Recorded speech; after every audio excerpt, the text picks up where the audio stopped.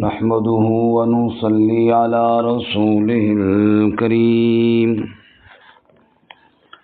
ما بعد فأعوذ بالله من الشيطان الرجيم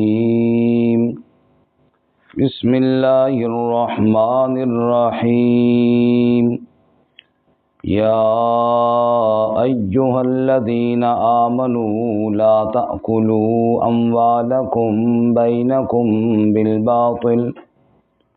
بالباطل إلا أن تكون تجارة عن تراض منكم ولا تقتلوا أنفسكم إن الله كان بكم رحيما ومن يفعل ذلك عدوانا وظلما فسوف نصليه نارا وكان ذلك على الله يسيرا سبحان ربك رب العزة عما يصفون وسلام على المرسلين والحمد لله رب العالمين اللهم صل على سيدنا ومولانا محمد وعلى آل سيدنا ومولانا محمد وعلى أصحاب سيدنا ومولانا محمد وبارك وسلم ثم صل عليه. معزز سامعین، سورۃ النساء آیت نمبر 29 اور 30 آپ کے سامنے تلاوت کی ہیں. اللہ رب العزت ان آیات کے مطابق صحیح بیان کی توفیق عطا فرمائے اور ہمیں قرآن و سنت پر عمل کرنے کی توفیق عطا فرمائے. گزشتہ سبق میں اللہ تعالیٰ نے ارشاد فرمایا کہ اللہ تعالیٰ تمہیں یہ قوانین اور احکامات اس لیے بتا رہا ہے تاکہ تم صحیح راہ پر چلو اور ہدایت حاصل کرو، اور اللہ تعالیٰ تمہارے اوپر خاص توجہ اور رحمت نازل فرمائے اور تمہاری توبہ کو قبول فرمائے. باقی جو لوگ خواہشات کی اتباع کرتے ہیں وہ تو ایک طرف ہی جھک جاتے ہیں، لیکن اللہ تعالیٰ تمہارے اوپر آسانیاں چاہتا ہے، اس لیے یہ قوانین نازل فرمایا. آج کے سبق میں ایک عام قانون ہے. پہلے تو ہم نے پڑھا نا، یتیموں کا حق نہ کھاؤ، عورتوں کے مہر نہ کھاؤ، میراث میں حصے نہ کھاؤ. اب یہ ایک عام قانون ہے، بھئی کوئی بھی مال جو ناجائز طریقے سے ہو وہ مت کھاؤ. تمہارے پیٹ میں لقمہ حلال جانا چاہیے، حرام کا لقمہ نہیں جانا چاہیے. کسی کا حق کسی طریقے سے بھی ہو، چاہے وہ میراث کی صورت میں ہو، چاہے وہ 2 نمبر چیز بیچ کر دھوکہ دے کر ہو، چاہے کسی بھی صورت سے، بہرحال جو دوسرے کا حق ہے تمہارے لیے جائز نہیں ہے، اس سے اپنے آپ کو بچاؤ. ارشاد فرمایا یا ایھا الذین آمنو، اے ایمان والو. پھر وہی بات ہے کہ یہ خاص ایمان والوں سے خطاب ہے. دنیا کے اندر بہت لوگ ہیں لیکن یہ بات ایمان والوں سے اللہ فرما رہے ہیں. اے ایمان والو، لا تأکلوا اموالکم بینکم بالباطل، مت کھاؤ اپنے مالوں کو آپس میں باطل طریقے سے، ناجائز طریقے سے، باطل طریقے سے مت کھاؤ. اب آپ بتائیں جی، سود والا پیسہ باطل ہے یا حق ہے؟ باطل ہے تو مت کھاؤ. رشوت والا پیسہ باطل ہے یا حق ہے؟ جی باطل ہے، مت کھاؤ. جوئے کا پیسہ باطل ہے یا حق ہے؟ باطل ہے. غرض ہے کہ جتنے بھی ایسی صورتیں ہیں کہ جو باطل طریقے میں ہیں، شرعاً ناجائز ہیں یا عقلاً ناجائز ہیں، ان سے اجتناب کرو اور مت کھاؤ آپس میں ایک دوسرے کے مال. الا ان تکون تجارتا عن تراض منکم، تجارت میں، کاروبار میں نفع لیا جاتا ہے اور کاروبار میں دوسرے کا مال کھایا جاتا ہے نفع کے طور پر.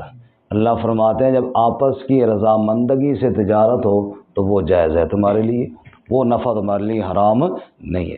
جیسا کہ ہم سورۃ البقرہ میں پڑھ چکے ہیں احل اللہ البیع وحرم الربا کہ تجارت کے نفع کو اللہ نے حلال کیا ہے، سود کے نفع کو اللہ نے حرام کیا ہے تو دونوں طرف نفع ہی، لیکن ایک کو اللہ نے جائز کیا اور دوسرے کو اللہ نے ناجائز کیا ہے۔ اس لیے اللہ فرماتے ہیں الا ان تکون تجارتاً، وہ مال وہ نفع تمہارے لیے جائز ہے جو تجارت کی صورت میں ہو، لیکن یہاں پر ایک بات ہے کہ ان تراض منکم، آپس کی رضامندگی سے ہو۔ بعض دفعہ خواہ مخواہ کسی کے اوپر کوئی چیز ڈال دی جاتی ہے تو یہ درست نہیں ہے۔ جیسا کہ آپ دیکھ لیجئے کہ کئی لوگوں کے پلاٹوں میں قبضہ کیا جاتا ہے، بعد میں کچھ نہ کچھ پیسے دے دیے جاتے ہیں، تو بیچنا نہیں چاہتا تو پھر بھی اس سے قبضہ کر کے جناب وہ لے لیا جاتا ہے، تو یہ رضامندگی تو نہ ہوئی نا۔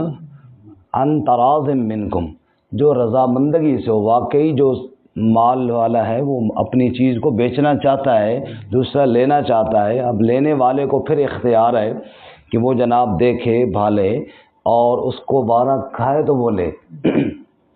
مثال کے طور پہ گاڑی خریدنی ہے، پلاٹ خریدنا ہے، تو وہ 100 دفعہ مشورہ کرے گا، 100 دفعہ دیکھے گا، اس کے بعد اپنی مرضی اس کی بنے گی تو لے گا، وہ سمجھے گا یہ چیز اتنی کی ہے یا نہیں ہے۔ اب اس کو بھی یہ پتہ ہے کہ یہ آدمی جو ہے یہ بیچ رہا ہے تو ظاہر نفع کے لیے بیچ رہا ہے نا، لیکن وہ بھی جو خرید رہا ہے وہ بھی سمجھ رہا ہے کہ مجھے اتنے میں مناسب ہے، یہ وارہ کھاتی ہے، تو پھر دونوں طرف سے رضامندگی ہو جائے گی تو پھر ٹھیک ہے۔ اللہ تعالیٰ کہتا ہے کہ یہ نفع تمہارے لیے کیا ہے؟ حلال ہے، لیکن بغیر رضا کے زبردستی کسی سے چیز خریدنا یہ جائز نہیں ہے۔ اسی طرح بعض چیزیں ایسے ہوتی ہیں جن میں بظاہر تو رضامندگی ہوتی ہے لیکن حقیقت میں نہیں ہوتی۔ مثال کے طور پہ جوا ہے، اب جوئے والا رسک لے رہا ہوتا ہے نا، وہ یہ نہیں چاہتا کہ اس کو کوئی نفع ملے، وہ یہ چاہتا ہے کہ میں اس کے مال پہ قبضہ کروں۔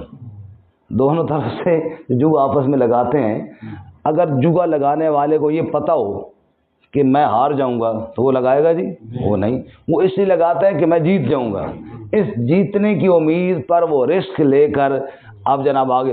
اب جب کیا ہوتا ہے کہ ہار جاتا ہے پھر اس کی شکل دیکھنے والی ہوتی ہے، تو یہ رضامندگی تو نہ ہوئی نا، یہ رضامندگی تو نہ ہوئی نا۔ حالانکہ گاڑی خریدنے میں، پلاٹ خریدنے میں یہ صورت نہیں ہوتی۔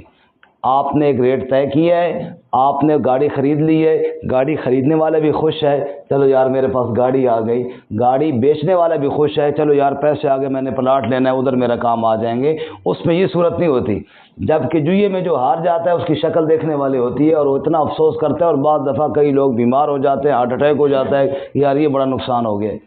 تو اس لیے وہ چیز جو ان ترازن رضامندگی سے نہ ہو، ابھی نہیں ہے یا کام ہو جانے کے بعد، یعنی جوا کھیلنے والا کھیلتے وقت تو بڑا خوشی سے کھیل رہا ہوتا ہے، لیکن جب آگے واردات ہو جاتی ہے پھر بڑا پریشان ہو جاتا ہے، تو وہ مال حلال نہیں ہے۔ حلال وہ مال ہے جو ان تراض منکم، جو رضامندگی سے ہو، خوشی کے ساتھ ہو۔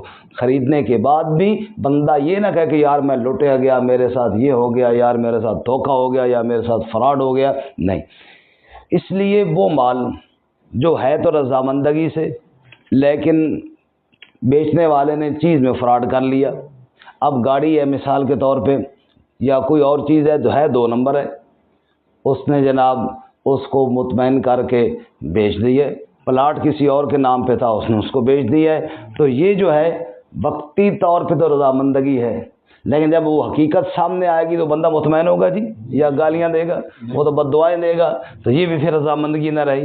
تو اللہ فرماتا ہے یہ دھیان کرنا ہے تجارت میں، کوئی ایسا کام نہیں کرنا کہ جس میں دوسرے کی بد دعائیں تم لو، کل وہ تمہارے اوپر یہ کہے کہ یار میرے ساتھ تو بہت دھوکہ ہو گیا، میرے ساتھ تو بہت فراڈ ہو گیا۔ اب ہے تو وہ تجارت ہی، پلاٹ بیچنا تجارت ہی ہے، لیکن جب تم نے اس کو غلط پلاٹ بیچا ہے، اب وہ بیچارہ ساری زندگی پریشان ہو رہا ہے، وہ قبضہ نہیں چھڑا سکتا یا کسی اور کا نکل گیا ہے، تو اب وہ ساری زندگی بد دعائیں دے گا، تو یہ ان تراض منکم تو نہ ہوا نا، رضامندگی تو نہ ہوئی نا، یہ ساری زندگی کے لیے تمہارے لیے بد دعائیں ہیں۔ تو اللہ فرماتے ہیں یہ دھیان کرنا کہ اس کام سے بچنا کہ جو کل تمہارے لیے جھگڑے کا باعث ہو۔ اسی طرح آپ دیکھیں اندازے کی تجارت شریعت میں حرام ہے۔ اندازے کی شریعت کس طرح ہے؟ مثال کے طور پہ ایک آدمی نے مچھلیاں رکھی ہوئی ہیں تالاب میں، تو دوسرا گاہک جاتا ہے، اب مچھلیاں ہیں تالاب میں ہیں، سامنے کوئی نہیں ہے، پتہ نہیں ہے کتنی ہیں، 10 ہیں، 20 ہیں، 30 ہیں، 40 ہیں، یہ پتہ کوئی نہیں ہے، وہ کہتا تم مجھے 50,000 روپیہ دے دو، آگے تیری قسمت ہے جتنی نکل آئیں۔ اب مثال کے طور پہ اگر وہ 50,000 دے دیتا ہے، مچھلیاں بیچ میں 10,000 کی بھی نہیں نکلتی، تو وہ خوش ہوگا یا بد دعائیں دے گا؟ وہ کہے گا مارو ظالمہ، میں نے سمجھا تھا کہ یہ ہے۔ اب وہ جو 50,000 والا دے کے سودا کر رہا ہے، بظاہر تو رضامندگی سے کر رہا ہے، لیکن رسک لے رہا ہے نا، اور یہ رسک والی تجارت اس لیے منع ہے شریعت میں، بھائی جو چیز ہو واضح ہو۔ اگر رسک لے گا تو بعد میں پھر یہ کہے گا کہ یار، ہر ایک کو کہے گا یار میرے ساتھ فراڈ ہو گیا، میرے ساتھ دھوکہ ہو گیا، یار بہت بڑا نقصان ہو گیا، پھر ایک کو کہے گا، دوسرے کو کہے گا یار اس کو کچھ تو مجھے واپس کرے، پھر بھی وہ پریشان ہوگا۔ تو اللہ تعالیٰ فرماتے ہیں ایسی تجارت سے بچو جو آپس کی رضامندگی سے نہ ہو اور بعد میں تمہارے لیے فتنہ فساد اور آپس میں جھگڑے اور اختلاف کا باعث اور ذریعہ بنے۔ تو اندازے والی تجارتوں کو شریعت نے منع قرار دیا ہے۔ بہرحال یا ایھا الذین آمنوا، اے ایمان والو، لا تأکلوا اموالکم، مت کھاؤ اپنے مالوں کو، بینکم آپس میں، بالباطل، باطل طریقے سے، ناجائز طریقے سے، الا ان تکون تجارتا عن تراض منکم، مگر یہ کہ تجارت ہو آپس کی رضامندگی سے۔ اسی میں وہ باغ بھی آ جاتے ہیں کہ جن باغوں کے پھل ظاہر نہیں ہوتا، وہ بورا وغیرہ دیکھ کر، وہ پھول وغیرہ دیکھ کر اندازہ کر لیتے ہیں جی یہ باغ اتنے کا ہوگا، سودا کر لیا۔ اب وہ بعض دفعہ وہ جناب اوپر اس کے اولے پڑ گئے، کچھ ہو گیا، اس کے ہاتھ کچھ بھی نہ آیا، اس نے سمجھا تھا کہ میں اس سے لاکھوں کماؤں گا، تو الٹا کیا ہو گیا؟ تاوان ہو گیا۔ بھائی جب تک ایک چیز ظاہر نہیں ہے، سامنے نہیں ہے، بندہ اس کا مالک نہیں ہے، ابھی تو درختوں کا مالک ہے نا، پھل تو ابھی اوپر لگا کوئی نہیں ہے، تو اس کا آپ کیسے جناب سودا کر رہے ہیں؟ اسی طرح وہ جانور جو ابھی ماں کے پیٹ کے اندر ہے، کئی لوگ ایسے کرتے ہیں نا، ہمارے دیہاتوں میں ہم نے دیکھا کہ گائے اچھی نسل کی ہے تو چلو جناب اس کی جو بچی ہوگی نا وہ مجھے دینا، تو وہ جناب سودا شودا ہو جاتا ہے، وہ پیدا ہوتی ہے، مری ہوئی پیدا ہوتی ہے، چلو جی اب کیا ہوگا؟ تو ایسی وہ چیزیں جو مبہم ہوں، ایسی وہ چیزیں جن میں نقصان کا خدشہ ہو، اللہ کہتے ہیں عن تراض منکم، وقتی اگر تمہاری سودا کرتے وقت رضامندگی ہے بھی صحیح، تو لیکن جب بعد میں نتیجہ سامنے آئے گا تو رضامندگی نہیں رہے گی۔ اس لیے ایسے تمام سودوں سے، ایسے تمام تجارت سے اپنے آپ کو بچاؤ جس میں کسی فریق کو نقصان ہو اور کل بعد فتنے اور جھگڑے تک جائے۔ وَلَا تَقْتُلُوا أَنفُسَكُمْ، اور مت قتل کرو اپنی جانوں کو۔ دوسرا کام یہ ہے، جیسے مال جو ہے حرام ہے دوسرے کا کھانا، ایسی کسی کی جان کو نقصان پہنچانا بھی کیا ہے جی؟ حرام ہے۔ رسول اللہ صلی اللہ علیہ وسلم نے حجۃ الوداع کے موقع پہ ارشاد فرمایا، یہ کون سا مہینہ ہے؟ صحابہ کرام رضوان اللہ تعالیٰ علیہم اجمعین بڑے حیران ہوئے کہ ظاہر ہے حج کا مہینہ ہے اور عرفات کے میدان میں ہیں، اور پھر آپ صلی اللہ علیہ وسلم پوچھ رہے ہیں کہ یہ کون سا مہینہ ہے؟ اس میں تو کوئی شک والی بات ہی نہیں ہے۔ تو صحابہ کرام کہتے ہیں ہم نے یہ سمجھا کہ شاید کوئی نیا نام اللہ کے رسول صلی اللہ علیہ وسلم رکھنا چاہتے ہیں، اس لیے ہم نے کہا جی اللہ و رسول عالم، اللہ اور اس کے رسول ہی بہتر جانتے ہیں۔ تو آپ نے فرمایا کیا یہ ذوالحجہ کا نہیں؟ ہم نے کہا جی وہ تو ہے، ہم نے سمجھا شاید کوئی اور۔ پھر آپ صلی اللہ علیہ وسلم نے مکہ مکرمہ کی طرف اشارہ کیا کہ یہ کون سا شہر ہے؟ پھر ہم حیران ہوئے کہ شاید یہ تو کوئی مطلب پوچھنے والی بات نہیں ہے نا، کہ مکہ مکرمہ ہے، سب کو پتہ ہے، ابھی ہم حج کے لیے آئے ہوئے ہیں۔ تو ہم نے پھر یہی سمجھا کہ شاید آپ صلی اللہ علیہ وسلم مکہ کا کوئی نیا نام تجویز فرنا، ہم نے پھر یہ کہا جی اللہ و رسول عالم۔ تو پھر آپ صلی اللہ علیہ وسلم کیا یہ مکہ مکرمہ نہیں ہے؟ کہا جی یا رسول اللہ مکہ مکرمہ تو ہے۔ پھر آپ صلی اللہ علیہ وسلم نے فرمایا ان دماءکم و اموالکم و اعراضکم، بے شک تمہاری خون، تمہاری عزتیں، تمہارے مال ایسے ہی تمہارے اوپر حرام ہیں جیسے یہ شہر حرمت والا ہے اور یہ مہینہ حرمت والا ہے اور یہ وقت حرمت والا ہے۔ یعنی عرفے کا دن ہو، بندہ میدان عرفات میں ہو، احرام باندھا ہوا ہو اور حدود حرم کے اندر ہو اور یہ سارے لبیک کی صدائیں اس کی زبان پر ہو، جیسے یہاں پہ پابندیاں ہیں نا، دھیان کرنا بھائی دھیان کرنا، فرمایا بالکل اسی طرح پابندی ہے دوسرے کے مال کی سے بھی، اسی طرح پابندی ہے دوسرے کی عزت پہ ڈاکہ ڈالنے بھی۔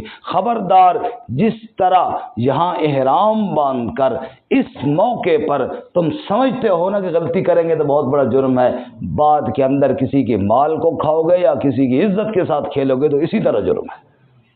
اس لیے فرمایا وَلَا تَقْتُلُوا أَنفُسَكُمْ إِنَّ اللَّهَ كَانَ بِكُمْ رَحِيمًا، بے شک اللہ تمہارے ساتھ رحم کرنے والا ہے، اللہ بہت مہربان ہے۔ رب چاہتا ہے تمہاری عزتیں بھی محفوظ رہیں، رب چاہتا ہے تمہارے مال بھی محفوظ رہیں۔